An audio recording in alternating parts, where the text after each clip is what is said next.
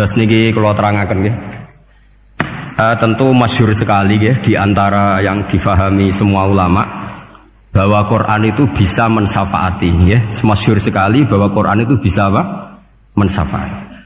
Bahkan syafaatnya Quran itu bedanya dengan syafaatnya Nabi adalah syafaatul Quran ini menghalau atau menghadang orang biar gak sampai kena azab. Tapi kalau syafaatnya selain Quran itu yang sudah kena azab diambil dari azab itu. Nah, dalu niki kula kepengin matur teng jenengan sedanten karena niki lami sekali saya kaji bahwa malaikat, nggih malaikat sinten mawon itu juga kena konstitusi aturan fikih. Jadi kalau kita sebagai manusia wajib menghormati orang hafal Quran, nggak boleh nyadui wong hafal Quran, nggak boleh ngidoni wong hafal Quran, maka malaikat juga kena aturan yang sama. Karena dia, malaikat ini termasuk makhluk yang mukallaf, makhluk yang kena tatanan Allah Subhanahu wa taala. Sehingga Rasulullah sallallahu alaihi wasallam dawuh, surat Tabarok disebut Al-Munjiyah, Al-Waqiyah, surat yang bisa menyelamatkan yang hafal dari siksa kubur. Pokoknya singkat cerita, ada orang itu fasik, mungkin ya layak disiksa. Pas sampai disiksa malaikat, surat Tabarok muncul menjelma sebagai seseorang. Kalau kamu menyiksa orang ini berarti nyiksa saya.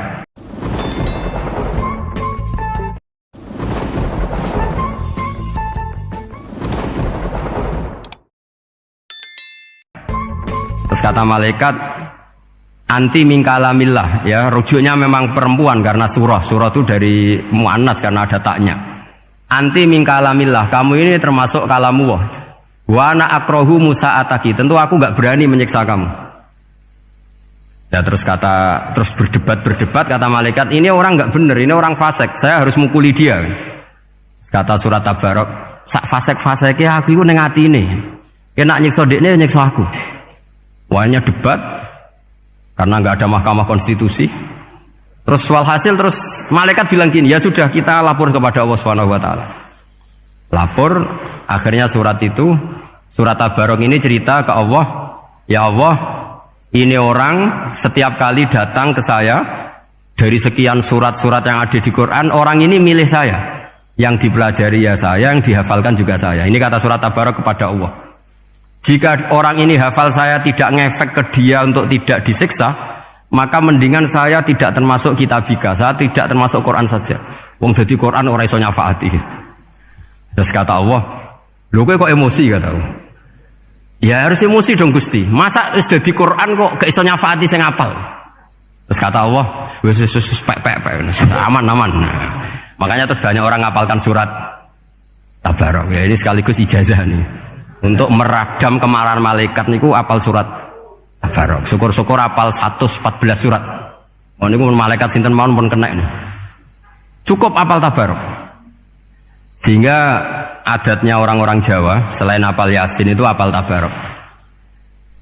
Nah saya itu lama sekali mempelajari bab ini. Ternyata di antara pokoknya itu satu, karena malaikat itu kena aturan fikih. Nggih imut nggih, malaikat itu juga kena aturan fikih. Jika orang hafal Quran itu haram disadui, kita haram menghinakan, maka malaikat juga kena aturan tidak boleh menghinakan orang yang hafal Quran. Dan alhamdulillah di banyak surahul hadis, hafal Quran itu maknanya tidak harus hafal semuanya. Orang boleh hanya hafal Tabarok, boleh hanya hafal Waqiah. Itu kalau kamu hafal betul, surat ini juga bisa berdiri sendiri mensyafaati Anda. Kayak ini surat Tabarok, beliau matur kepada Allah Subhanahu wa taala. Redaksinya gini, inna fulanan amida ilayya min baini kitabika fata'allamani wa ta'alani. Jadi dari sekian surat yang ada di Quran, orang ini selalu milih saya ya Allah. Jadi gampangannya surat Tabarok, wong saya diprioritaskan orang ini kok saya dingin-dingin saja ketika mau jenengan siksa, ini enggak fair. Apa gunanya saya sebagai kalamuwah, sebagai kalamuka ya Allah, kemudian enggak ngefek kepada orang ini. Akhirnya walhasil sama Allah surat Tabarok diberi hak syafaat. Makanya akhirnya semua ulama ijma' yang bisa mensyafaati itu adalah satu Quran, dua Rasulullah SAW, ketiga orang-orang soleh dan seterusnya. Tapi yang penting dari ngaji ini adalah bahwa malaikat itu kena konstitusi. Makanya saya punya ijazah untuk jenengan. Malaikat itu bisa diteror, sama tenang saja. Malaikat itu bisa diteror, bisa dibully. Masyhur itu di cerita Nurul Dzolam itu karangannya Senawawi itu. Sayyidina Ali yang mbahnya Habib Ali ini, Sayyidina Ali bin Abi Thalib. Ya, jadi Rasulullah kita tahu punya menantu yang top alim alama namanya Sayyidina Ali. Sayyidina Ali itu yang menuso. Jadi dekne ku iseng kepengen roh Umar ku wedi. Mergo mangkel. Wong kok ning donya anggere wong tau disentak iku kepengen roh Umar disentak. Wong sak urip-uripe nyentak. Wong. Walhasil Sayyidina Ali ketika Umar wafat, beliau berdoa, ya Allah saya beri kasaf supaya ngerti Umar sing mletene ngono anggere wong disentaki wani gak nyentak mungkar nakir. Itu tok tujuannya. Karena Sayyidina Ali itu orang yang luar biasa, walhasil dituruti mbek pangeran kasaf. Wasop melihat mungkar nakir datang itu matanya kalkidril ghali kayak apa panci yang menganga. Seru. Umar baru bangun dari kubur. Sayyidina Ali sebenarnya ingin melihat kalahnya Umar sebetulnya, niatnya itu ingin melihat kalahnya Umar. Ternyata Umar tersinggung, langsung berdiri. Hei malaikat, kamu itu harus punya akhlak. Kamu tahu saya siapa? Saya ini temannya kekasihnya Allah. Yang diandalkan temannya bukan dia. Jadi bolehlah neror malaikat itu boleh. Kamu tahu saya ini siapa? Saya ini temannya kekasihnya Tuhan, kekasihnya Allah. Ya ke sapa? Kancane Nabi Muhammad. Itu panik mungkar nakir. Panik terus matur Allah, ya Allah ini ada orang yang saya teror malah saya diteror. Siapa dia? Umar, temannya kekasihmu.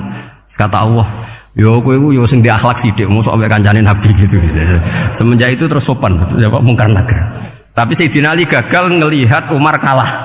Padahal cita-citanya kepengen Umar itu sekali-kali kalah. Jadi ada sekian cara untuk apa ya, kalau dibahasakan untuk meredam malaikat. Masyhur ada ulama alim alama pekerjaannya mengajar tauhid. Ngajar tauhid lah, mungkin tauhid primbon sampai tauhid apa. Ketika meninggal sama malaikat masih ditanya marbuka, manabuka dan seterusnya. Imam Malik datang, hei malaikat, ini guru tauhid, saurip-uripe mulang tauhid, kowe ora tau mulang kok takok sing tukang mulang. Sing sopan. Ya sudah enggak usah tanya. Jadi cerita seperti ini mungkin orang lain boleh enggak percaya, tapi itu mudawwan, dibukukan di beberapa kitab dan saya percaya itu karena secara umum kaidahnya adalah ala inna auliya Allahi la khaufun alaihim wa lahum yahzan. Tetap lahumul busyra fil hayati dunya fil akhirah. Hanya kalau wali itu ngalami ketakutan ketemu mungkar nakir berarti dia tidak punya busyra fil akhirah. Padahal para wali ini dijamin punya busyra, mendapatkan gembira di dunia juga mendapatkan gembira di akhirat. Artinya kalau para wali ngalami ditanya mungkar nakir terus takut, apa mana mbok bayangno kepuyah-puyah, wah itu lahumul busyra. Jadi ini, makanya zaman nanti kalau ditanya mungkar nakir, marbuka, saya guru tauhid. Ngajar di Qudsiyah kelas 6. Nah, harus jelas. Saya kalau ditanya juga gitu, saya guru Minhajul Abidin, ngajar di Habib Ali gitu. Minhajul Thalibin, harus jelas. Kalau Pak Najib lebih gampang, ketua menoro. Lebih gampang lagi. Enggak apa-apa. Kalau karena malaikat itu ternyata mukallaf. Mukallaf itu kena aturan hukum. Enggak boleh dia selonang-selonong. Kena aturan hukum. Makanya fa inna Allah ta'ala la yu'adzibu qalban wa al-Qur'an. Allah tidak akan menyiksa hati yang ada di Quran. Kalau orang hafal Quran sampai mati, artinya dia membawa Quran. Dan artinya apa? Malaikat kena aturan tidak boleh melecehkan orang yang membawa Al-Quran. Sehingga surat Tabarak enggak terima. Ini orang ini hafal saya. Kalau kamu mukulin dia kena saya. Tapi ini orang fasik. Tapi saya di situ. Kalau mukuli dia kena saya. Akhirnya kompromi terus konsultasi bi Allah. Akhirnya dibenarkan surat Tabarak. Ya, terus ini sudah clear ya, lolos ya, mungkar nakir lolos. Baru kayak surat apa? Tabarak. Mungkin-mungkin buatan dites malih, nak dites malih ndredeg keliru ribet. Tapi saya percaya itu ya. Saya tidak bisa membayangkan ya. Ketika Quran disifati Rasulullah SAW bahwa Quran itu syafa', memberi syafaat, kemudian itu tidak ngefek. Saya itu keberatan sekali. Begitu juga apalagi ya, misalnya Rasulullah disifati aqrabin nas, ahabbin nas ilallah, kemudian tidak ngefek bisa memberi syafaat, itu tidak fair. Pasti orang-orang dekatnya Allah ini bisa memberi apa? Syafaat. Karena status kedekatannya Rasulullah SAW diantaranya adalah hak memberi apa? Syafaat. Karena malaikat yang semuanya itu kena konstitusi. Saya punya kitab syarahnya Bukhari banyak, saya punya itu diantaranya riwayat dari Ahlul Bait, dari Sayyid Ali Zainal Abidin Anil Husain an abihi an Rasulillah sallallahu alaihi wasallam. Itu riwayatnya adalah ketika nanti di mahsyar itu ya tidak usah kamu bayangkan ya, karena ini bila kaifin walan hisorin. Itu Nabi diantara Jibril dan Allah. Kemudian tentu yang akan masuk surga itu orang-orang yang sudah jelas surganya, kayak para nabi, para wali, para habaib, para orang-orang pilihan, itu jelas surganya. Tapi apa yang terjadi? Allah itu, ya tentu Allah zat yang maha tahu, sudah sangat tahu. Itu Nabi usulnya itu hanya satu, Ay Rabbi. Saya masih hafal teksnya, memang tak hafalkan karena ini tak mau tak pakai senjata untuk ketemu para malaikat. Bukan ya Rabbi, kalimatnya Ay Rabbi.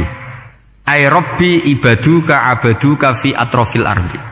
Lho Gusti, yang nyembah jenengan bukan hanya orang Kudus tok, bukan orang Menoro tok, bukan madrasah-madrasah elit tok, bukan sekolah-sekolah Anggulun tok. Banyak orang yang di tengah hutan juga nyembah jenengan, banyak orang yang kerja di Korea juga nyembah jenengan, banyak orang dengan segala kemiskinannya juga nyembah jenengan. Tidak hanya orang-orang mainstream ini yang nyembah jenengan. Akhirnya Allah ini terus nyari orang-orang yang nggak jelas alamatnya, nggak jelas statusnya, tapi di hatinya hanya masih nyembah Allah Subhanahu wa Ta'ala. Ini termasuk berkah dari rahmatnya Rasulullah Sallallahu Alaihi Wasallam. Jadi nanti yang jelas ya tentu akan dapat surga karena posisinya jelas. Yang nggak jelas diusulkan sama Rasulullah, Ay Rabbi ibaduka abaduka fi atrofil ardi. Itu luar biasa. Saya pernah ke Korea itu haru karena di sana ya ada yasinan, ada dibaan.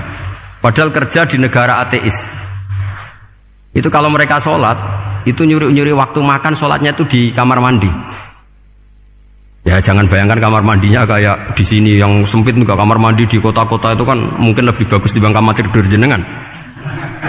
Kayak di hotel-hotel itu kan kalau santri so ngantuk. Saking mewahnya, jadi bisa kadang ada yang tanya, mosok Gus kamar mandi nek gue sholat mau cuili, iwak kamar mandimu ini kamar mandi. Ya sering do tanya saya itu sholatnya sah apa enggak? Sah, semuanya gitu tak jawab sah terus. Dan itu yang nanti diusulkan Rasulullah Shallallahu Alaihi Wasallam, Ay Rabbi ibaduka abaduka fi atrofil ardi. Di luar orang-orang yang mainstream itu ya Allah, banyak orang yang menyembah jenengan. Saya tuh pernah nangis ketika di Bandara Jakarta ketemu orang wireng, serai melarat, jelas melarat, wireng wis. Niku ketemu saya cium tangan, Gus saya ini itu habis dari Selandia Baru, kerjanya dia itu ikut apa mancing gitu, mancing ikan tuna di Selandia. Kalau saya di tengah laut itu sampai 2 bulan. Hiburan saya itu hanya ngaji jenengan lewat YouTube. Coba orang di tengah laut ngaji, wah itu seneng pojok bumi. Jadi ini umat Rasulullah Shallallahu Alaihi Wasallam. Makanya kalau suwon jenengan yakin saja terhadap syafaatnya Quran, karena semua malaikat itu kena aturan. Di antara aturannya adalah tidak boleh menyiksa orang yang di hatinya ada Al-Quran. Fa inna Allaha ta'ala la yu'adzibu qalban wa al-Qur'ana, karena Allah tidak akan menyiksa hati yang ada di Quran, yang ada Qurannya.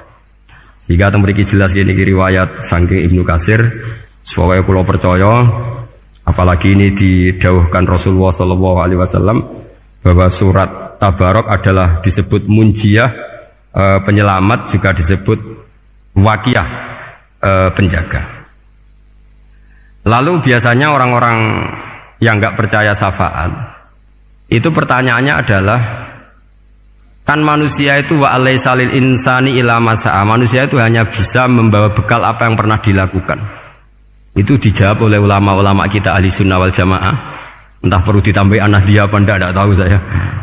Saya ini kata orang banyak termasuk pengurus PBNU, tapi saya itu tetap nggak pati srek. Kalau ahli sunnah saja, tidak usah ditambahi An-Nahdliyah. Karena nanti malah tidak global ini, ahli sunnah kok lokal ini jadi ribet. Ya tapi kalau kita di Indonesia ya ditambahi An-Nahdliyah tidak apa-apa. Karena mau tidak mau memang apa ya, Dalam hal ikramus sahabah mungkin kita dengan Wahabi itu sama-sama ikramus sahabah. Tapi dalam hal percaya wasilah kita ini ada miripnya dengan Syiah, karena Syiah percaya wasilah, NU percaya wasilah. Tapi dalam bab ikramu kulis sahabah beda kita dengan Syiah. Fa innas Syiin itu ada sahabat yang dihormati, ada yang enggak. Akhirnya terus kita karena itu terus bikin ahli sunnah An-Nahdiyah, karena Wahabi itu ya ahli sunnah tapi enggak percaya apa? Wasilah. Ya katanya gitu, kata para pakar-pakar. Saya sendiri hanya nirukan, saya tidak punya kepentingan untuk menganalisis itu. Karena pertanyaan di kuburan itu ya gampang, nanti marobuka, manabiuka itu gampang lah. Tapi ada KNU juga, ada nanti Gus pertanyaannya, wama jamiyatuka. Waduh ribet itu, lama-lama wama hizbuka, partai kamu apa? Ribet kan kalau semua orang kreasi nambahin, malah ribet kan. Tapi lewat ngaji ini saya pastikan bahwa surat Tabarok itu luar biasa. Terus saya teruskan.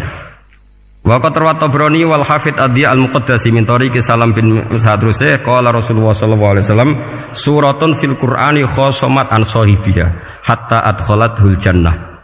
Jadi ada surat di Quran yang mati-matian membela yang hafal sampai surat itu memasukkan orang itu ke surga, yaitu Tabarakalladzi biyadihil mulk. Ini yang Ani bin Abbas yang qala daraba ba'du ashabin Nabi sallallahu alaihi wasallam khifa'ahu ala qabrin wa wala yahsibu annahu qabrun. Fa idzan qabru insanin yaqra'u suratal mulki hatta khatamaha. Fa atan Nabiyya sallallahu alaihi wasallam faqala hiyal mani'ah hiyal munjiyah tunjihi min adzabil qabri. Jadi ada sahabatnya Nabi karena kemalaman dia bikin tenda di kuburan. Dia agak ngira kalau itu kuburan. Ternyata di situ ada orang Sohibul Qabri ini baca surat Tabarok. Baca surat Tabarok. Kemudian peristiwa itu dilaporkan ke Rasulullah. Jawabnya Nabi apa? Memang surat Tabarok itu al-mani'ah, yang bisa menghalau atau menolak azab. Terus hiyal munjiyah, memang surat Tabarok itu menyelamatkan tunjihi min adzabil qabri, akan menyelamatkan orang itu dari siksa kubur. Ikut ke sekolah. Wa qala Tabrani haddatsana Muhammad bin Hasan. Terus qala Rasulullah sallallahu alaihi wasallam lawadittu annaha fi qalbi kulli insani min ummati. Karena keramatnya surat Tabarok seperti itu, kata Nabi lawadittu pakai lam taukid. Yakti seneng ingsun annaha di surah yaitu Tabarok fi qalbi kulli insani min ummati. Karena keramatnya surat Tabarok seperti itu, saya suka kalau semua umat saya itu hafal itu. Nah, alhamdulillah barokahnya didikan para kiai, para guru, hampir semua kita ini hafal surat Tabarok. Daripada yang kampanye harus hafal Quran semua, ya sudahlah, ini al-maisur la yaskutubil ma'sur atau ma la yudraku kulluh la yudraku kulluh. Jadi saya itu punya santri orang Sulawesi. Itu dulu guru gitar. Santri di Jogja, dia dulu sekolah kesenian di Jogja terus jadi guru gitar. Saya ini kan kiai fikih.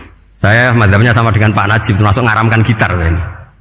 Mau tak haramkan kok ora gelem ngaji malah ribet, tak halal ngomong gitar kok tak halal. Wis meneng ae. Wis meneng ae. Saya niru Mbah Mun, nek ono jawabane meneng gak. Ya takok kadang, Gus, main gitar hukumnya piye? Kurang pegawean tak jawab. Halal tak haram, Gus? Kurang pegawean sejelas. Halal haram takok ribet. Tapi yang unik dari itu apa? Tiap tahun Beb itu datang ke saya setor surat Tabarok. Kadang ya setor 5 ayat, 20 ayat, sampai khatam. Naik pesawat dari Sulawesi. Gara-gara ngaji saya, sudahlah Gus, sementing aman. Jadi aku ning donya wis main gitar saenakku, nak gak hafal Tabarok bahaya gitu.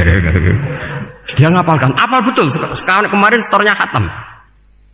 Ya hanya untuk ngelawan malaikat saja, itu untuk ngelawan malaikat itu. Saya kok tertarik itu. Lah yang repot saya, Beb, saya kiainya ngajarkan itu tapi lupa ngajarkan haramnya yang gitu-gitu. Wah ya ribet ya, sudah lah, nanti biar jurusi Allah Subhanahu wa ta'ala. Sudah itu sudah. Karena jadi kiai itu repot. Saya pernah, Beb, tanggal 1 Syawal itu punya teman zaman di Sarang. Wonge wis wireng kriting soe wireng kriting. Jarang ke saya tanggal 1 Syawal kecuali pas itu. Ternyata datang tuh karena teman saya, semakan senior saya, mau teko mau ngijazah saya. Gus, kowe nak dadi kiai sing hati-hati. Ojo geman dalil sing kira iso nglakoni. Ono apa? Dia itu datang ke saya berarti tanggal 2 ya, tanggal 2 sore. Dia itu pas Idul Fitri itu pidato. Man soma Ramadan wa atba'ahu sitan bin Syawal faka'annama somat dahrokullah. Itu orang lugu-lugu poso. Bareng tanggal loro pas wandekne rokokan. Wong lugu-lugu, wah rugi bah aku poso jebule jenengan ra kena dinut. Jadi semuanya yang poso 6 hari itu ngikuti kiai itu. Ternyata pas disowani pas rokokan, rugi bah aku anut jenengan. Tak nut poso jebule jenengan gak poso. Aku yang mending ngene, lha opo kowe dalil ngono barang lho lha opo ora iso nglakoni. Makanya ini hati-hati para kiai, nek dalil sing ora iso nglakoni ora usah. Nak khutbah id ora usah cerita poso 6 hari, kok malah diciri orang. Ya cerita wae wong nak berposo dosane di sepuro insyaallah, pokoke yang gampang-gampang saja. Nak dolan ning gone wong awan-awan dosa ganggu. Nak ra dolan sombong kegelem silaturahim. Wae ngomong yang umum-umum saja. Jangan dalil poso 6 apa? Hari itu sekali ada yang anut ternyata kamu ndak bisa, wah itu repot. Ya jadi saya berharap sekali keyakinan guru-guru kita bahwa Al-Quran mensyafaati itu kita terima. Kita terima an ilmin wa an bayinatin wa an hujatin. Kita bukan sekedar terima karena itu dawe guru enggak, tapi satu bayinah.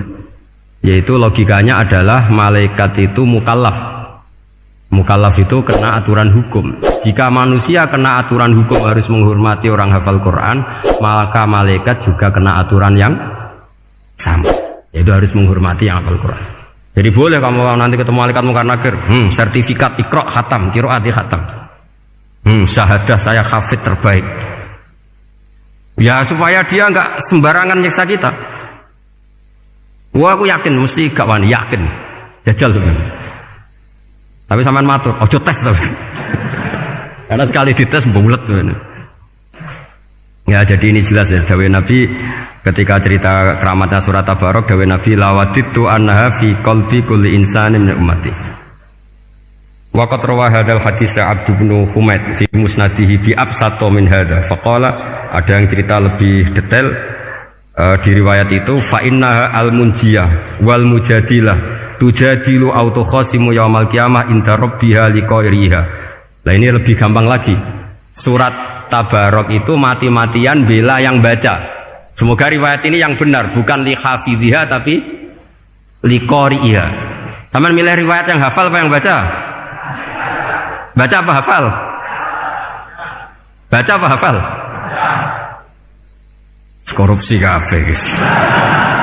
Jadi ada riwayat itu tujadilu autu khasimu yaumal qiyamah inda rabbiha liqari'iha.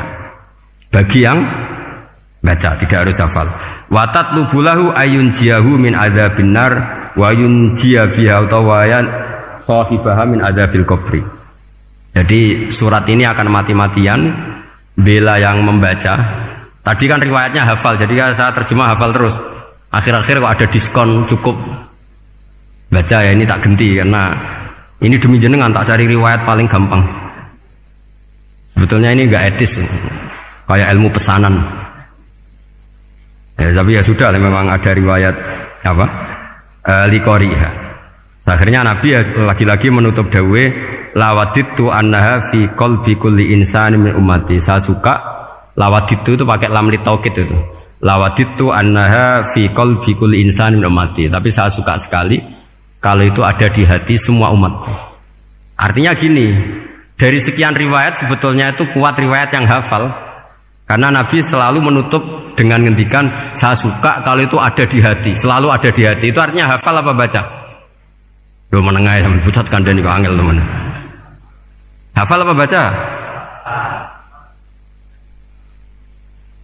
Lawaditu annaha fi qalbi kulli insani min ummati. Itu hafal apa baca? Hafal. Ya berarti hafal. Ini yang hafal Tabarok berapa? Semua ya? Hafal semua? Aman berarti, no? Jadi kulo niku gak ada kitab banyak tentang usul fikih. Sebenarnya kepentingan saya itu bukan masalah usul fikihnya, Tapi kepentingan bahwa konstitusi ilmu, saya ulang lagi apa, konstitusi ilmu yang difahami ulama ummati Rasulullah sallallahu alaihi wasallam itu ternyata fa inna ta'ala bahabihim al malaikah. Allah itu bangga sekali dengan para malaikat. Makanya kamu harus ngaji usul fikih, ngaji apa saja. Karena malaikat itu tidak bisa mikir gak jenengan, yang bisa mikir itu jenengan. Sehingga ketika presentasi cara bahasa sekarang, termasuk keramatnya Imam Amudi, itu ada cerita ini ada di Nailul Ma'mul kalangannya Syekh Mahfud At-Turmusi. Imam Amudi itu ulama top, tapi dia ngajarnya itu matematika. Jadi ulama nggak ngajar tauhid, nggak ngajar tarikh, nggak ngajar pesolatan, tapi ngajar matematika. Akhirnya, tapi di hatinya ini, makanya ulama itu punya bisirri asrorihim al-fatihah itu ya di sini. Di hatinya itu menurut dia, ilmu paling efektif untuk menjelaskan logika tauhid itu ya matematika. Singkat cerita, ketika ketemu para malaikat, ngendikannya Allah, ya Amudi, kenapa kamu sering belajar matematika? Li tauhidika ya Rabbi, supaya saya mentauhidkan engkau. Ajari para malaikat. Jadi malaikat dipanggil semua sama Allah. Hei waya malaikat, hei para malaikatku, dengarkan kajian Imam Amudi. Dengarin semua. Dia nerangkan di bor hanya sedikit. Nisbatus naini wa arba'atin wa khamsin sampai terus ilal wahid, semuanya nisbatul far'i ilal asli. Wes aku gawe angka cek 1 juta cek 1 miliar tetep awalnya iku siji. Mbok donya jumlahe cek alam galaksi cek planet wes santek. Tetep asal usule siji. Kabeh iku pengembangan nisbatul far'i ilal asli. Liyane zat sing wahid iku kabeh far'un, cabang mintil kal wahdah. Malaikat manduk-manduk kabeh iya, kabeh iku kok Allah. Jadi angka sebanyak apapun itu ya nisbatul far'i ilal asli. Jadi 2 ya enggak asli, yang asli 1. 5 ya sama, 1 miliar ya sama, 1 triliun semua. Berapapun jumlahnya bilangan, semuanya adalah far'un minal wahid. Terus kata Allah, "Oh iki lho ulama aku pinter tenan nerang tauhid." Nah, malaikat kan monoton. Pokoknya wiridan sudah gitu dok. Akhirnya padahal malaikat ini pernah nggak terima ketika ulama itu masuk surga duluan, karena kan wiridannya lama malaikat. Tapi ternyata apa? Kata Allah, kowe wiridan terus wajar gak di nafsu. Manusa tak kei nafsu jek eling aku. Akal terbaiknya dipakai untuk saya, kata Allah, yaitu untuk litauhidi, untuk mentauhidkan saya. Itu Imam siapa? Amudi. Jadi dia. Terus saya punya kitab, pernah ngaji sama Mbah Mun, namanya kitab Al-Husunul Hamidiyah. Itu ada ulama, itu ahli gambar. Gambar ya gambar. Kitabnya itu bergambar.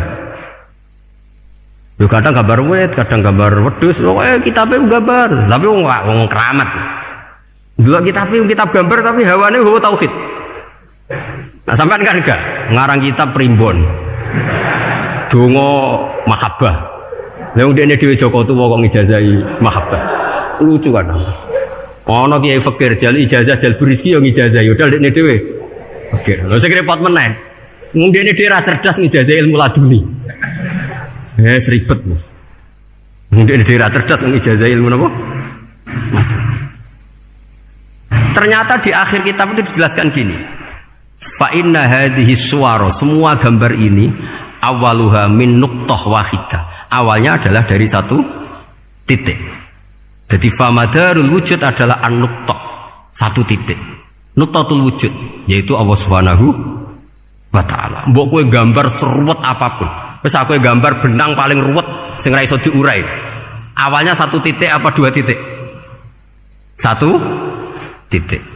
Makanya masyhur dalam dawuh para ulama, Quran dikumpulkan di surat Fatihah. Surat Fatihah dikumpulkan di Bismillah. Bismillah dikumpulkan di titiknya ba. Nah titik ba ini disebut bi kana makana wa bi yakunu mayakun. Karena lewat titik bi ini, karena saya yang ada menjadi ada, dan karena saya yang mau ada akan menjadi ada. Makanya semuanya itu kembali ke 1 titik, nuqtatul wujud. Kayak apa ulama dulu? Jadi mau bismillah itu gak main-main kan. Bismillah itu eling bae. Ba ini nuqtatil wujud, bahwa kita benar-benar bertauhid.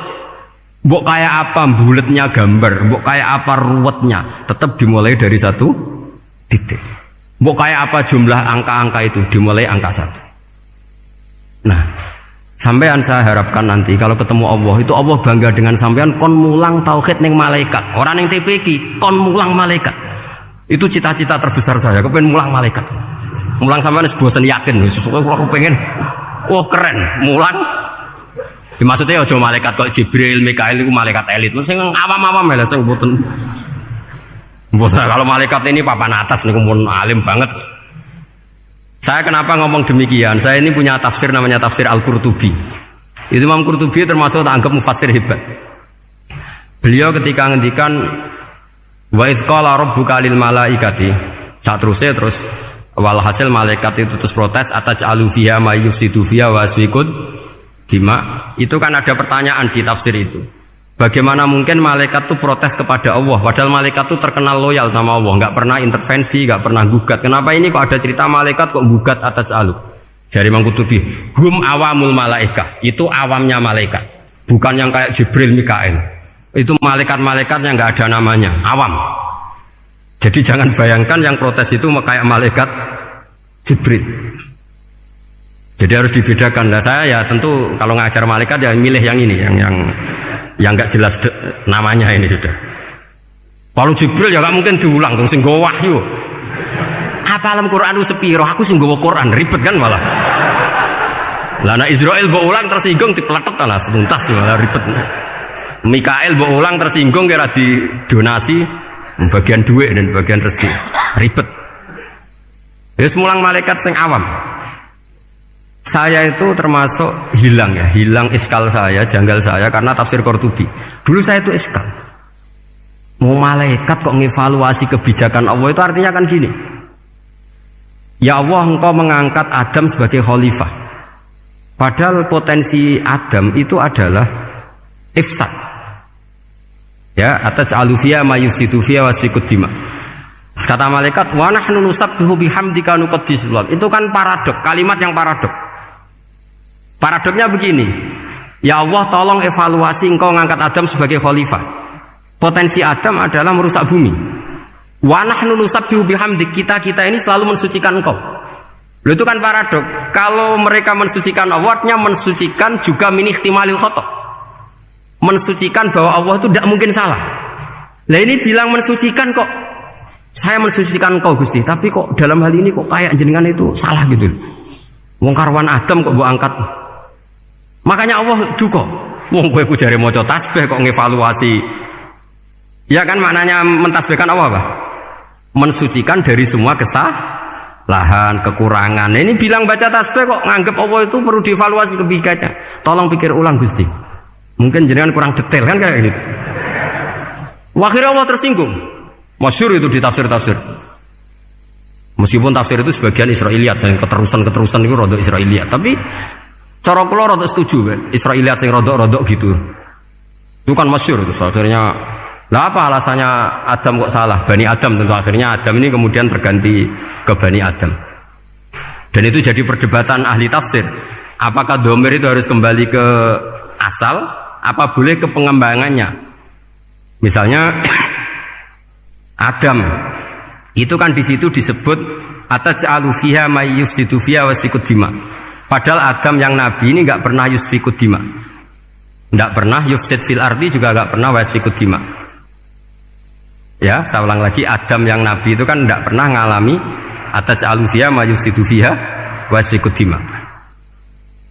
Berarti Adam ini nanti yang nakal, yang sampai senang berteman darah itu Adamnya apa anaknya? Anaknya kan? Itu jadi perdebatan ahli tafsir. Walhasil singkat cerita, malaikat ini tidak salah. Nyatanya kita tahu kan perang di Irak, di Syria, perang zaman Belanda, Bani Adam itu senang safkud dima. Tapi ternyata malaikat ini ditegur sama Allah. Yusbiya manusia itu salah itu di nafsu. Gue bener mergo ora takei nafsu. Masyhur terus dicerita Israiliyat itu ada malaikat, dia jajal Gusti.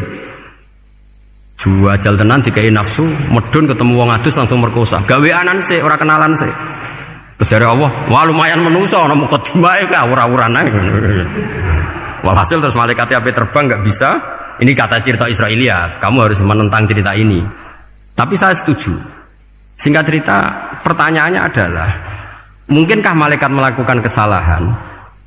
Padahal termasuk salah adalah protes kepada Allah Subhanahu wa ta'ala. Itu dijawab oleh Imam Qurtubi, hum awamul malaikah. Itu awamul malaikat. Jadi kita harus membedakan malaikat yang papan atas, yang ashos. Kalau dalam tafsir modern disebut malaikat sing ashos, kayak Jibril, Mikail. Ada malaikat awam. Nah, yang awam ini ya biasa, yang bilang qalu ataj'alu fiha ma yufsidu fiha wa yasfikut wa nahnu nusabbihu bihamdika nuqaddisu lak. Itu kan paradok. Paradoknya, ya Allah, engkau mengangkat Adam jadi khalifah itu kayaknya salah. Harusnya kan ngangkat kita, karena kita ini yang selalu mensucikan engkau. Loh, mensucikan Allah, kok nganggep Allah mungkin salah dalam bikin keputusan. Makanya hati-hati kalau baca tasbih. Kalau baca tasbih, kalau Allah Maha Suci, ya sudah suci dari segala kesalahan, kekurangan. Sehingga wiridannya Rasulullah yang diajarkan kita, subhanallah bihamdi adada khalqi wa ridha nafsi wa zinata arsy midada kalimati. Jangan subhanallah pakai versi kamu. Allah Maha Suci. Ternyata kamu punya khayalan tentang Allah. Nah, kalau khayalan kamu salah, berarti mendudukkan Allah tidak sesuai sifatnya Allah.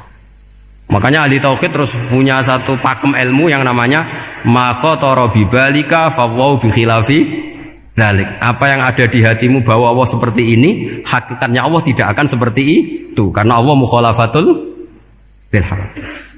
Karena ini masalah-masalah sensitif. Dan itu yang salah, saya ulang lagi, awamul malaikah. Kata Imam Qurtubi siapa? Awamul malaikah. Ya, saya teruskan. Jadi kalau suwon seperti keinginannya Rasulullah SAW. Terus niki terakhir, anna Rasulullah SAW kana layana hatta yaqra alif lam mim tanzil wa tabarakalladzi biyadil mulku wa qala les antawuf yufaddilani kulla suratin fil Qur'an bisab'ina hasanatan. Jadi di antara kelebihannya surat Tabarak adalah mengungguli umumnya surat dengan kelas 70 kali derajat. Jadi keunggulannya surat Tabarak itu bisab'ina darajah di bawah surat-surat yang lain. Sudah, ini surat Tabarak agak panjang. Tapi alhamdulillah dari semua itu surat Tabarak itu kalah bi qul huwallahu ahad. Jadi ini nikmat terbesar kita. Karena nggak perlu Tabarak, saiki porsi ini diturunkan jadi apa? Kulhu. Makanya banyak tarawih main apa? Kulhu. Itu bukan cari cepet, itu dalile musalsal ila Rasulillah sallallahu alaihi wasallam. Jadi ada sahabat itu kalau ngimami main kulhu. Di Indonesia masih mendingan kulhunya rakaat kedua ya. Itu enggak, sahabat ini rakaat pertama ya kulhu, kedua ya kulhu. Masih mendingan di Indonesia dipakai selingan rakaat kedua. Singkat cerita, sahabat yang makmum ini lama-lama mangkel, matur, ya Rasulullah, ini orang yang kau pasrai jadi imam itu sering main kulhu. Akhirnya Nabi memanggil, ya fulan, kenapa kamu suka baca kulhu? Li'annaha sifatur rahman, karena dalam surat kulhu itu semuanya menerangkan sifatnya Allah Ta'ala. Maka saya suka itu. Nabi saat itu juga dapat wahyu, ya Muhammad, kasih tahu orang itu, inni uhibbu, saya suka dia karena dia suka kulhu. Nah, itu aja hafalkan itu. Jadi itu riwayat yang lebih menggembirakan itu. Jadi tidak usah Tabarak, cukup apa? Kulhu. Dan itu lebih mutawatir. Makanya kalau legenda dunia kiai itu kan, ini ada cucunya, ada cucunya Sayyidina Ali. Tuh, siapa yang bisa khatam Quran sekian menit, yang menang Sayyidina Ali ya, karena baca kulhu sampai 3 kali. Yang dianggap takdilul Quran, sudah sama dengan baca Quran. Jadi ini ijazah terakhir, ini jadi porsinya tambah turun. Saya itu suka. Saya itu punya banyak penggemar lah di Jogja, di Jakarta. Memang agama ini harus mudah. Saya itu kalau baca kulhu itu sampai nangis. Nangis saya bukan karena faham atau haru, itu enggak. Sebaik itu Allah. Masa gara-gara hafal kulhu, main kulhu dicintainya? Ya karena memang Allah benar-benar zat yang baik. Makanya saya punya teman itu kurang ajarnya Masya Allah. Kalau tes ditanya rukun Islam berapa, nawakidul wudhu berapa, muftitatus sholat berapa, semuanya dijawab la ilaha illallah. Terakhir ditulis kafir Pak sama anak nyalahno iki. Nyalahno la ilaha illallah kafir apa ndak? Gurunya bingung kan akhir. Di ek iku la ilaha illallah kok di ek. Akhirnya bocah diceluk, "Cung maksudem piye? Mun sampean wani ek Pak, kafir Pak." Akhirnya sugahno ribet-ribet. Pertanyaan apa tuh? Ma mubtilatus sholat ya la ilaha illallah. Nah gitu wudu ya. Tapi jangan tiru lho. Lah gurune kok pengen kawani kafir. Siapa yang berani ngek la ilaha illallah? Ya ana meneh sing buweling. Sanging belinge ku disurati wong tuane. Kalau nu mondok sarang era kuno dadi ijek lugu wong. Surati wong tuane, kowe gak susah, wong tuamu disurati. Tenang ya Gus, bapakku buta huruf. Dadi wis disurati, gak ngefek wong bapake buta huruf. Nah, di Islam, saya ulang lagi di Islam. Dengan tanda kutip kesalahan-kesalahan kecil gini ku zaman Nabi, sahabatnya Nabi, iku kabeh udah diberkah. Matur nuwun, ngapunten ingkang kathah. Assalamualaikum warahmatullahi wabarakatuh.